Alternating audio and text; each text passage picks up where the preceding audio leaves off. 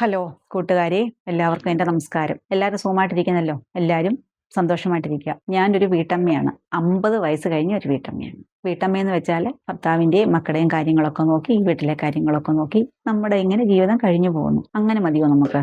നമുക്കൊരു മാറ്റങ്ങളൊക്കെ വരണ്ടേ? ഒരുപാട് പ്രയാസങ്ങളിൽ കൂടിയൊക്കെ വളർന്നു വന്ന ഒരാളാണ് ഞാൻ. എനിക്ക് തന്നെ തോന്നി എൻ്റെ ജീവിതത്തിലൊരു മാറ്റം വരണം. വിഷമതകളെന്ന് പറഞ്ഞാൽ 2 മക്കള്, അവരെ പഠിപ്പിക്കാനുള്ള നെട്ടോട്ടം. ഭർത്താവ് ഒരു ഓട്ടോ ഡ്രൈവറാണ്. അദ്ദേഹത്തിന് കിട്ടുന്ന വരുമാനം എന്താണെന്ന് നിങ്ങൾക്ക് എല്ലാവർക്കും അറിയത്തില്ലേ? കടം വാങ്ങിക്കുക, ഇപ്പുറത്തുനിന്ന് കടം വാങ്ങിച്ച് ഇപ്പുറത്ത് വെക്കുക, ഇപ്പുറത്തുനിന്ന് കടം വാങ്ങിച്ച് അപ്പുറത്ത് വെക്കുക. ഇങ്ങനെ കുറേ വർഷങ്ങളായിട്ട് ഇത് തന്നെ. സാമ്പത്തികമായിട്ടും ബുദ്ധിമുട്ടാണ്. ഇങ്ങനെയുള്ള അവസരത്തിൽ വിഷമിച്ചിരിക്കുന്ന സമയത്താണ് നമ്മൾ ഓരോരുത്തരെയും ആശ്രയിക്കും. നമുക്ക് എന്താണ് സന്തോഷവും സമാധാനവും കിട്ടാൻ വേണ്ടിയിട്ട്. അങ്ങനെ ഞാൻ 1-2 വ്യക്തികൾ എന്നെ സ്വാധീനിച്ചു. അങ്ങനെയാണ് ഇത്രയും മുൻപോട്ട് വരാൻ കഴിഞ്ഞത്. മറ്റേന്ന് പറഞ്ഞാൽ ഒരു ക്യാമറയ്ക്ക് മുന്നിൽ വരാനോ ഒരു ഫോട്ടോ എടുക്കാനോ ഒന്നും എനിക്ക് താല്പര്യമുള്ള വ്യക്തിയല്ലായിരുന്നു. അധികം ആരോട് സംസാരിക്കാൻ പറ്റത്തില്ലായിരുന്നു. മനസ്സിൽ എന്തോ ഒരു അപകർഷതാ ബോധമുള്ള ഒരാളായിരുന്നു ഞാൻ. ആരെങ്കിലും കണ്ടാൽ എന്തെങ്കിലും ഒന്ന് ചോദിച്ചു പോയി, അത്രയൊക്കെ ഉള്ളായിരുന്നു. ഇപ്പം പക്ഷേ ആരെ കണ്ടാലും എനിക്ക് നല്ലോണം സംസാരിക്കാൻ കഴിയുന്നുണ്ട്. ഒരുപാട് മാറ്റങ്ങൾ എനിക്ക് വന്നിട്ടുണ്ട്. ഞാൻ ഒരു നെഗറ്റീവായ ഒരു സ്ത്രീ ആയിരുന്നു. എന്ത് കേട്ടാലും കുറേ നേരം കരയും. എന്ത് വിഷമങ്ങൾ കേട്ടാലും കുറേ നേരം മോന്തയൊക്കെ വീർപ്പിച്ച് നിൽക്കും. ഭർത്താവൊക്കെ വരുമ്പോൾ എന്തെങ്കിലും ഒരു ഇച്ചിരി മതി, അതുകൊണ്ട് ഓർത്ത് ഇങ്ങനെ വിഷമിച്ച് ഇങ്ങനെ ഇരിക്കുന്ന ഒരു സ്ത്രീയായിരുന്നു ഞാൻ. പക്ഷെ ഇപ്പം അതിൽ നിന്നെല്ലാം മാറി ഒരു പോസിറ്റീവ് ആയിട്ടുണ്ട്. അപ്പോഴേ ഇന്നത്തെ ടോപ്പിക്ക് എന്താണെന്ന് വെച്ചാൽ സന്തോഷവും സമാധാനവും സമ്പത്തും ഉണ്ടാകാൻ ഒരു 5 കാര്യങ്ങൾ, അതാണ് ഞാൻ പറഞ്ഞു വരുന്നത്. ഒന്നാമത്തെ കാര്യം എന്ന് പറഞ്ഞാൽ നമുക്ക് എങ്ങനെ സന്തോഷം ഉണ്ടാക്കാം. അതിനുള്ള ഒന്നാമത്തെ സ്റ്റെപ്പാണ് നന്ദി പറയുക എന്നുള്ളത്. നമ്മൾ എന്ത് ചെയ്യണം?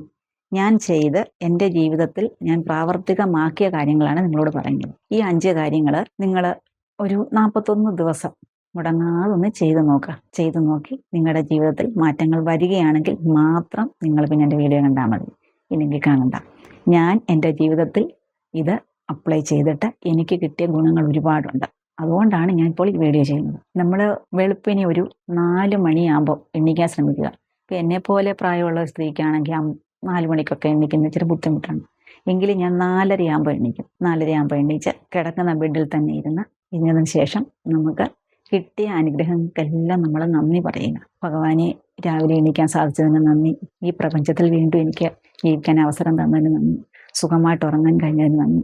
എൻ്റെ ശരീരത്തിലുള്ള എല്ലാ അവയവങ്ങൾക്കും നന്ദി. നമ്മൾ നന്ദി പറഞ്ഞ് ഭഗവാനോട് വെറുതെ പറഞ്ഞാൽ പോരാ, മനസ്സുകൊണ്ട് നമ്മൾ മനസ്സ് നിറഞ്ഞു പറയണം. നന്ദി പറഞ്ഞ് എണീച്ച്, ഞാനെന്ന് പറഞ്ഞാൽ രാവിലെ എണീച്ച് ആദ്യമേ കരാഗ്രേ വസ്തേ ലക്ഷ്മി, കരമത്യേ സരസ്വതി, കരമൂലിയത് ഗോവിന്ദ, പ്രഭാതേ കരദർശനം ഇത് പറഞ്ഞതിന് ശേഷമാണ് ഭഗവാനെ വിളിച്ച് കുറേ സമയം ഇരുന്ന് നന്ദി പറഞ്ഞതിന് ശേഷം എണീച്ച് പിന്നെ നമ്മൾ ബാത്റൂമിൽ പോയി നമ്മൾ കുളിക്കാൻ പറ്റത്തില്ല. നമ്മൾ 50 വയസ്സ് കഴിഞ്ഞ സ്ത്രീകൾക്ക് എല്ലാവർക്കും ഒന്നും പറ്റത്തില്ല. എനിക്ക് പറ്റത്തില്ല. കാരണം എനിക്ക് തണുപ്പ് രാവിലെ അതിങ്ങനെ ഉപയോഗിക്കാൻ പറ്റത്തില്ല, തണുത്ത വെള്ളത്തിൽ കുളിക്കാൻ. അപ്പം ഞാൻ രാവിലെ കൈയും കാലും മുഖവും എല്ലാം കഴുകി വന്ന് ഒറ്റയ്ക്കിരിക്കും. ഏകാഗ്രമായിട്ടിരിക്കണമല്ലോ. ഒറ്റയ്ക്ക് വന്നിരുന്ന് ഒരു മാറ്റമൊക്കെ ഇട്ട് അതേ കയറിയിരിക്കും. ഇരുന്ന് ഒരു 10 മിനിറ്റ് മെഡിറ്റേഷൻ ചെയ്യണം. മെഡിറ്റേഷൻ ചെയ്യുക എന്ന് പറഞ്ഞാൽ എല്ലാവർക്കും ഒന്നും അറിയത്തില്ല, എങ്കിലും ഏറെ കുറേ പേർക്കൊക്കെ അറിയാം മെഡിറ്റേഷൻ എങ്ങനെ ചെയ്യുന്നത്. ഒരു 10 മിനിറ്റ് മെഡിറ്റേഷൻ ചെയ്യുക. നമ്മൾ ശ്വാസം ഉള്ളിൽ നിന്ന് വലിച്ചെടുക്കുക. നമ്മുടെ വയറിങ്ങനെ വീർത്തിരിക്കുക. അപ്പം എന്നിട്ട് അതിനെ പെതുക്കെ ചെറുതായിട്ട് നമ്മൾ പുറത്തോട്ട് ശ്വാസം വിടുക. അങ്ങനെ ആദ്യമൊക്കെ എല്ലാവർക്കും 21 തവണയൊക്കെ ചെയ്യാൻ ബുദ്ധിമുട്ടല്ലേ, ഒരു 11 തവണ ചെയ്യുക. അപ്പം നമ്മൾ ഈ ഉള്ളിൽ നിന്ന് ശ്വാസം എടുത്ത് നമ്മൾ ആ ശ്വാസത്തിൽ മാത്രം നമ്മുടെ ശ്രദ്ധ കേന്ദ്രീകരിക്കുക. അപ്പം നമ്മുടെ ഉള്ളിൽ തന്നെ നമ്മൾ ശ്രദ്ധിക്കണം, നമ്മുടെ ശരീരത്തിൽ തന്നെ നമ്മൾ ശ്രദ്ധിക്കണം. നമുക്കുള്ളിൽ നമ്മുടെ ഭഗവാൻ ഇരിക്കുന്നതായിട്ട്, ഈശ്വരൻ ഇരിക്കുന്നതായിട്ട് നമ്മൾ ചിന്തിക്കുക. അപ്പം നമ്മുടെ മനസ്സ് വേറെ എങ്ങും പോകത്തില്ല. എന്ന് പറഞ്ഞ് പെട്ടെന്നൊന്നും നമുക്ക് ഏകാഗ്രത കിട്ടത്തില്ല. ഏകാഗ്രത കിട്ടാനും ഈശ്വരൻ്റെ അനുഗ്രഹം കിട്ടാനും വേണ്ടിയാണ് നമ്മൾ മെഡിറ്റേഷൻ ചെയ്യുന്നത്. തന്നെയുമല്ല, നമ്മുടെ ശരീരത്തിലെ ഒരുപാട് ആരോഗ്യ പ്രശ്നങ്ങൾക്കും ഈ മെഡിറ്റേഷൻ നല്ലതാണ്. നമ്മൾ കണ്ടിട്ടില്ലയോ, ആശുപത്രിയിലൊക്കെ പോകുമ്പോഴേ ഡോക്ടർമാർ പറയും നിങ്ങൾ പോയി മെഡിറ്റേഷൻ ചെയ്യാൻ. അതൊരു പ്രത്യേക മതവിഭാഗത്തിൽ നിന്നുള്ളതല്ല, എല്ലാ മനുഷ്യർക്കും അവരുടെ ശാരീരികമായ പ്രശ്നങ്ങൾക്കെല്ലാം നല്ലതാണ്. മാനസികമായിട്ട് നമുക്ക് സമാധാനം കിട്ടുന്നതിനും ഒക്കെ നമുക്ക് ഏകാഗ്രത കിട്ടും. അതിനു വേണ്ടിയാണ് ചെയ്യുന്നത്. അതിനുശേഷം ഒരു അരമണിക്കൂർ ഇരുന്ന് ഏത് ഈശ്വരനെയാണോ നമ്മൾ വിശ്വസിക്കുന്നത് അവിടെ ഇരുന്ന് ഒരു അരമണിക്കൂർ ഇരുന്ന് പ്രാർത്ഥിക്കുക. നമ്മുടെ കാര്യങ്ങളെല്ലാം പറഞ്ഞ് നമുക്ക് എന്ത് ആവശ്യങ്ങളുണ്ടോ അത് പറയുക. നമുക്ക് കിട്ടിയ അനുഗ്രഹങ്ങൾക്കെല്ലാം നന്ദി പറയുക. ഞാൻ അരമണിക്കൂർ എന്ന് പറഞ്ഞാൽ 1 മണിക്കൂർ പോലും പോകുന്നത് എനിക്ക് അറിയത്തില്ല. നേരത്തെയൊക്കെ എന്ന് പറഞ്ഞാൽ കാലിന് വേദനയൊക്കെ ആയിട്ട് എനിക്ക് ചമ്രം പടഞ്ഞിട്ടൊന്നും ഇരിക്കാൻ പറ്റത്തില്ലായിരുന്നു. ഇപ്പോൾ 1 മണിക്കൂർ 1.5 മണിക്കൂർ ഇരുന്നാലും എനിക്ക് കുഴപ്പമില്ല. അതിനുള്ള അനുഗ്രഹങ്ങൾ എനിക്ക് ഭഗവാൻ തന്നതാണ് ഞാൻ പറഞ്ഞു വരുന്നത്. അപ്പോൾ ഈ അരമണിക്കൂർ ഇരിക്കാൻ ഇരുന്നിട്ട് ഞാൻ 1 മണിക്കൂർ ഇരിക്കും, എന്നാലും എനിക്ക് തൃപ്തിയാകത്തില്ല. അപ്പം ഞാൻ ആദ്യമേ ഗണപതി ഭഗവാനെ വിളിക്കുന്നു, അത് കഴിഞ്ഞ് സരസ്വതി ദേവിയെ വിളിക്കുന്നു, അത് കഴിഞ്ഞ് ദുർഗാദേവിയെ വിളിക്കുന്നു, മഹാദേവനെ വിളിക്കുന്നു. എൻ്റെ ഏറ്റവും ഇഷ്ടപ്പെട്ട ഭഗവാൻ എൻ്റെ കണ്ണനെ വിളിക്കുന്നു, ലക്ഷ്മി ദേവിയെ വിളിക്കുന്നു. എല്ലാവരോടും ഞാൻ എൻ്റെ ആഗ്രഹങ്ങളും എനിക്ക് സാധിച്ചു തരേണ്ട കാര്യങ്ങളെക്കുറിച്ചെല്ലാം ഭഗവാനോട് പറയും. ഭഗവാനെ, എനിക്കിന്ന് എൻ്റെ ഇന്ന കാര്യങ്ങൾ സാധിക്കണം, ആരെയും ബുദ്ധിമുട്ടിക്കാതെ, ആരുടെയും മുന്നിൽ കൈ നീട്ടാതെ എനിക്ക് സ്വന്തമായിട്ട് ഒരു ജീവിതമാർഗം കാണിച്ചു തരണം എന്ന് പറഞ്ഞ് നിന്ന് ഡെയിലി ഭഗവാനോട് പ്രാർത്ഥിക്കും. എൻ്റെ കയ്യിൽ എപ്പോഴും പൈസ വരണം, എൻ്റെ പേഴ്സിൽ എപ്പോഴും പൈസ കാണണം, അക്കൗണ്ടിൽ പൈസ എന്നും വരണം, ഭഗവാനെ നീ എനിക്കുള്ള മാർഗം കാണിച്ചു തരണമെന്നുണ്ട് എന്നും ഉള്ളൊരുക്കി എന്നും ഞാൻ പ്രാർത്ഥിക്കും. അതിൻ്റെയൊക്കെ ഫലം എനിക്ക് ദൈവം തരുന്നുണ്ട്. അതുകൊണ്ടാണ് ഞാൻ ഇപ്പോൾ ഈ വീഡിയോയിൽ ഇത് പറയുന്നത്. ഇത് വെറുതെ പറയുന്നതല്ല, എൻ്റെ അനുഭവത്തിൽ നിന്ന് ഞാൻ പറയുന്നത്. അതിനുശേഷം യോഗ, അത് പ്രാണായാമം, ഭസ്ത്രിക, ദർശനക്രിയ, ഇത് 3 ഞാൻ ചെയ്യും. ചെയ്ത് നമ്മൾ അങ്ങോട്ട് എണീച്ച് വരുമ്പോൾ നമുക്ക് നല്ല സന്തോഷമായിട്ട് എണീച്ച് വരും. ഭയങ്കര എനർജിയാണ്. അന്നത്തെ ദിവസം നമുക്ക് നല്ല പോസിറ്റീവ് എനർജിയാണ്. പണ്ടൊക്കെ എന്ത് പറഞ്ഞാലും ഞാൻ ഇത് കരയുമായിരുന്നു. പിന്നെ ഞാൻ തീരുമാനിച്ചു, കരയരുത്. നമ്മുടെ കണ്ണിൽ നിന്ന് ഒരു തുള്ളി കണ്ണുനീര് പുറത്തു വരരുത്, അത് വീടിന് ഐശ്വര്യം ഉണ്ടാവത്തില്ല. ഞാനിപ്പോൾ കരയത്തേയില്ല.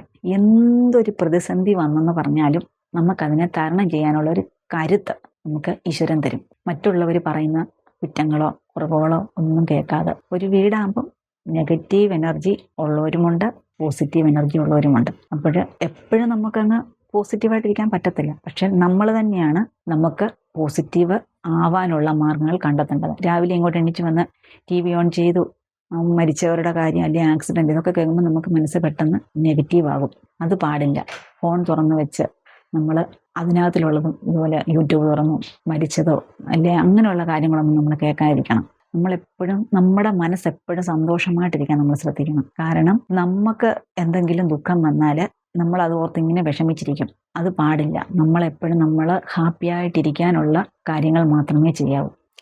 നമുക്ക് സന്തോഷം വരുത്തേണ്ടത് നമ്മൾ തന്നെയാണ്, മറ്റാരും കൊണ്ടുതരത്തില്ല. പിന്നെ അതാണ് ഒന്നാമത്തെ കാര്യം. നമ്മൾ അമ്പലങ്ങളിൽ എന്തിനാണ് പോകുന്നത്? നമുക്ക് പോസിറ്റീവ് എനർജി കിട്ടാനല്ലേ. പണ്ടൊക്കെ ഞാൻ എങ്ങനെയാണെന്ന് വെച്ചാൽ അമ്പലത്തിൽ പോകും, എൻ്റെ സങ്കടങ്ങളെല്ലാം ചെന്ന് ഭഗവാനെ കാണുമ്പോഴേ ഇങ്ങോട്ട് പറയും, അവിടെ നിന്ന് കരയും. ഭഗവാനെ കാണുമ്പോഴേ ഞാൻ കരയും. തിരിച്ചു വരുമ്പോഴും ഭഗവാനോട് പറഞ്ഞു സങ്കടപ്പെട്ട പിന്നെ തിരിച്ചു വരുന്നത്. പക്ഷെ ഇപ്പോഴങ്ങനെയല്ല.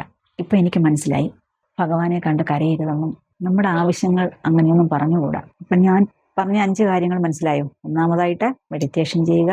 രാവിലെ എണീച്ച് ബെഡിലിരുന്ന് നന്ദി പറയുക, അതിനുശേഷം മെഡിറ്റേഷൻ ചെയ്യുക, അതിനുശേഷം ജപം, പ്രാർത്ഥന, അതിനുശേഷം പിന്നെന്ത് വേണം? യോഗ അറിയാവുന്നവരുണ്ടെങ്കിൽ യോഗ ചെയ്യുക, ഇല്ലെങ്കിൽ അത്രയും സമയം കൊണ്ട് പ്രാർത്ഥിക്കുക. പിന്നെ നമ്മൾ പുറത്തിറങ്ങി കുറേ നേരം ഒന്നിരുന്ന് നോക്കി. പണ്ടൊക്കെ നമ്മൾ കിളികളോ അങ്ങനെയൊക്കെ എന്തെങ്കിലും ശബ്ദം ഉണ്ടാകും, നമ്മൾ ശ്രദ്ധിക്കുമോ? ശ്രദ്ധിക്കത്തേയില്ല. കുറേ സമയം ഇങ്ങനെ പ്രകൃതിയെ ശ്രദ്ധിക്കത്തില്ല, ഒന്നും ശ്രദ്ധിക്കുന്നില്ല. നമ്മൾ നേരെ അടുക്കളയിലിട്ട് പോകുന്നു, കാപ്പി ഇടുന്നു, ഭർത്താവിന് കൊടുക്കുന്നു, അങ്ങനെയുള്ള കാര്യങ്ങളൊക്കെ ചെയ്യാറുള്ളൂ. അപ്പം നമ്മൾ കുറേ സമയം വെളിയിലിറങ്ങി പ്രകൃതിയിലൊന്ന് ശ്രദ്ധിക്കുക. കിളികളുടെ പല സൈസിലുള്ള കിളികളുടെ ശബ്ദങ്ങൾ ഇത് കേൾക്കുമ്പോൾ നമുക്ക് ഭയങ്കര സന്തോഷമാണ്. പിന്നെ നമ്മൾ ആകാശത്ത് നോക്കണം. അന്നേരം രാവിലെ എണീച്ച് ആകാശത്ത് നോക്കുമ്പോഴൊന്നും സൂര്യഭഗവാനൊന്നും അന്നേരം വന്നിട്ടില്ല. മാനം പല നിറത്തിലായിരിക്കുന്നത്. നല്ല മഴയൊന്നും ഇല്ലാത്ത സമയം നല്ല രസമാണ്.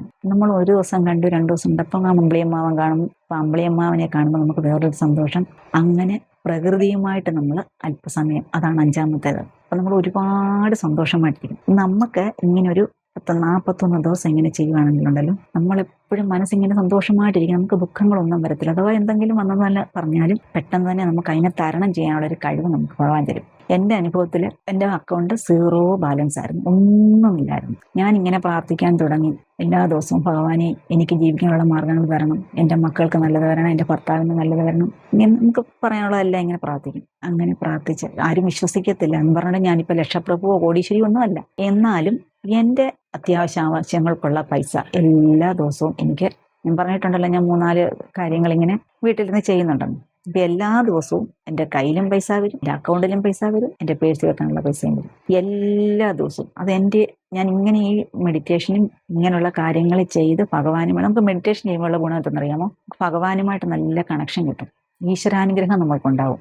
ഈശ്വരൻ്റെ അനുഗ്രഹം ഉണ്ടെങ്കിലല്ലേ നമുക്ക് നമ്മുടെ എന്ത് കാര്യങ്ങളും സക്സസ് ആവത്തുള്ളൂ. എൻ്റെ എല്ലാ കാര്യങ്ങളും സാധിച്ചു തരുന്നുണ്ട് ഭഗവാൻ എന്ന് പറഞ്ഞാൽ നമുക്ക് പെട്ടെന്ന് കിട്ടത്തില്ല. ഒരു ദിവസമോ 2 ദിവസമോ ചാടി എണ്ണിച്ച് മെഡിറ്റേഷനും ചെയ്തു അല്ലെങ്കിൽ ഞാൻ ഈ പറഞ്ഞ കാര്യങ്ങളെല്ലാം ചെയ്തെന്ന് പറഞ്ഞാൽ കിട്ടത്തൊന്നുമില്ല. നമ്മൾ നിരന്തരം ചെയ്യണം. മുടങ്ങാതെ ഒരു 41 ദിവസം ചെയ്ത് നോക്കാം, ഫലം ഉറപ്പായിട്ടും ഉണ്ടാവും. നമ്മൾ ഭഗവാനുമായിട്ട് ഈശ്വരനുമായിട്ട് നമ്മൾ നല്ലോണം അടുക്കും. നമുക്ക് ഭയങ്കര സന്തോഷമാണ്. എപ്പോഴും ഹാപ്പി ആയിട്ടിരിക്കുക. നമ്മളൊന്ന് ചിന്തിച്ച് നോക്കിയേ, ഒരു 10 വയസ്സ് വരെ നമുക്ക് എന്തെങ്കിലും വിഷമങ്ങളുണ്ടോ? ഒരു വിഷമങ്ങളും ഇല്ല. നമ്മളിങ്ങനെ ആടിപ്പാടി കിളികളെ കണ്ടു, ഒരു തുമ്പിയെ കണ്ടു, അതിൻ്റെ പുറകെ പോയി, ടെൻഷനൊന്നുമില്ല.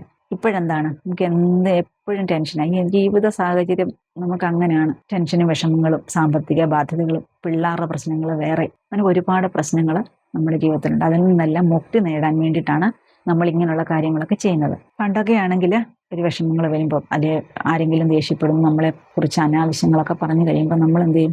എന്നെ സംബന്ധിച്ച് ഞാൻ ഒരാഴ്ചത്തേന് അതും കൊണ്ട് ഇങ്ങനെ ഇരിക്കും. അപ്പം നമ്മൾ വീട്ടിലാരെങ്കിലും വരുമ്പോൾ നമ്മുടെ മുഖം വീർത്തൊക്കെ ഇങ്ങനെ ഇരിക്കുകയാണെങ്കിൽ വീട്ടിലുള്ളവർക്കും അതൊരു സ്വസ്ഥതക്കേട്, പുറത്തുനിന്ന് വരുന്നവർക്കും അങ്ങനെയല്ലേ. പക്ഷെങ്കിൽ ഇപ്പം അങ്ങനെയല്ല.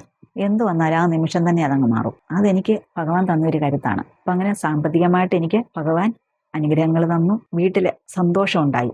എൻ്റെ ഭർത്താവ് ഒരു പ്രവാസിയായിരുന്നു. 25 വർഷം പോയി പ്രവാസ ജീവിതം നയിച്ചിട്ട് ഒന്നുമില്ല. അവിടുത്തെ ചിലവുകൾ നടന്നു, ഇവിടുത്തെ ചിലവുകൾ നടന്നു, നമുക്ക് അങ്ങ് നടന്നുപോയി. എങ്ങനെയൊക്കെയോ ദൈവം ഇത്രയൊക്കെ കൊണ്ടെത്തിച്ചു. പക്ഷേ ഇപ്പോഴ് നമുക്ക് ഭർത്താവിനാണെങ്കിലും ഇങ്ങനെ ഭഗവാനുമായിട്ട് ഈശ്വരനുമായിട്ട് ഇങ്ങനെയുള്ള കണക്ഷനൊക്കെ ആയി കഴിഞ്ഞപ്പോൾ ഓട്ടോ ഓടിയാണെങ്കിലും വരുമാനം കിട്ടുന്നുണ്ട്. പല വഴി കൂടെ നമുക്ക് വരുമാനം കിട്ടുന്നുണ്ട്. അപ്പം നമുക്ക് പണം കയ്യിലുണ്ടെങ്കിൽ നമുക്ക് സന്തോഷമാണല്ലോ. ഞാൻ കഴിഞ്ഞൊരു വീഡിയോ പറഞ്ഞില്ലേ, പണം ഉണ്ടെങ്കിൽ നമുക്ക് ഭയങ്കര സന്തോഷം. അപ്പം നിങ്ങൾ എന്തായാലും ഇത് ചെയ്തു നോക്കണം. ഇത്രയും കാര്യങ്ങൾ ചെയ്തു നോക്കണം. ചെയ്ത് നോക്കിയതിന് ശേഷം എന്തെങ്കിലും മാറ്റങ്ങളുണ്ടോ നോക്കുക. ഒരു 21 41 ദിവസം ചെയ്യണം. ഒത്തിരി മാറ്റങ്ങളുണ്ടാവും. ഒന്ന് പരീക്ഷിച്ച് നോക്കുക. ഞാൻ പറയുന്നത് ഇതുപോലെ എന്നെപ്പോലെ വീട്ടിൽ ജോലിയൊന്നുമില്ലാതെ വീട്ടുജോലിയൊക്കെ ചെയ്തിരിക്കുന്ന അമ്മമാർക്ക് വേണ്ടിയിട്ടാണ്. ജോലിയൊക്കെ ഉള്ളവർക്ക് ചെയ്യാം, മനസ്സിന് സന്തോഷം കിട്ടാൻ വേണ്ടിയിട്ട് അത് ചെയ്യാവുന്നതാണ്. നിങ്ങൾക്കെല്ലാവർക്കും എൻ്റെ വീഡിയോ ഇഷ്ടപ്പെട്ടു കാണുമെന്ന് വിശ്വസിക്കുന്നു. ഇഷ്ടപ്പെട്ടിട്ടുണ്ടെങ്കിൽ സബ്സ്ക്രൈബ് ചെയ്തിട്ടില്ലാത്തവർ ആദ്യമായിട്ട് എന്നെ കാണുന്നവരാണെങ്കിൽ സബ്സ്ക്രൈബ് ചെയ്യണം. പിന്നെ എല്ലാവരും സന്തോഷമായിട്ടിരിക്കണം. എന്തിനും ഏതിനും നമുക്ക് എന്ത് അനുഗ്രഹം കിട്ടിയാലും അതിനെല്ലാം നമ്മൾ ദൈവത്തോട് നന്ദി പറയണം. നമുക്ക് ആരെങ്കിലും എന്തെങ്കിലും തന്നിട്ടുണ്ടെങ്കിൽ അതിന് നന്ദി പറയണം. നമ്മുടെ ശരീരത്തിന് നന്ദി പറയണം. നമ്മുടെ ശരീരത്തിലുള്ള ഓരോ അവയവങ്ങൾക്കും നന്ദി പറയണം.